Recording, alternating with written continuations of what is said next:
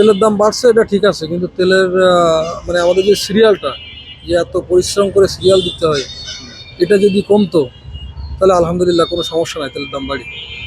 মাঝে এখান থেকে 2 দিন আগে আমি সিরিয়াল দিছি, মানে শুক্রবার দিন সকালে সকাল ফজরের আজান দিলে সিরিয়াল দিছি, ওখানে ফজরের আজান দিলে সিরিয়াল দিছি এই যে পরিবার পাম্পে।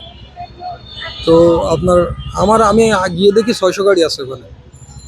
তো আমি তেল পাইছি আপনার জুমার নামাজ পড়ছি ওইখানেই পরিবাগে, তারপরে 2টার পরে মানে 3টার সময় 4টার সময় ফুল তেল পাইছি, বেরোইছি 4টার সময়।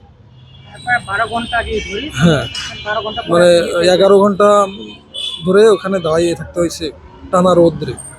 আমি ওখানে একজনের কাছে জিজ্ঞাসা করলাম, উনি বলল মানে ফার্স্টের মানে 8-10টা গাড়ির পরে যার কাছে জিজ্ঞাসা করলাম, উনি আমাকে বলল ভাই আমি হচ্ছে কালকে রাত 9টার থেকে সিরিয়ালে আছি, সন্ধ্যা 9টার পরের থেকে। কাছে আমরা লাইনে ছিলাম, তেল ফুরাই গেছে, আমরা আর বাসায় যাই না। তো এই মানে দাম বাড়ুক, দাম 20 টাকা কেন, আরও 20 টাকা বাড়ুক, কিন্তু এই যে হয়রানিটা আমরা হচ্ছি, মানে তেল বাংলাদেশে আছে মজুদ, কিন্তু এটা যে যেটা যেটা করতেছে এটা আমাদের জন্য খুব কঠিন হয়ে যাচ্ছে।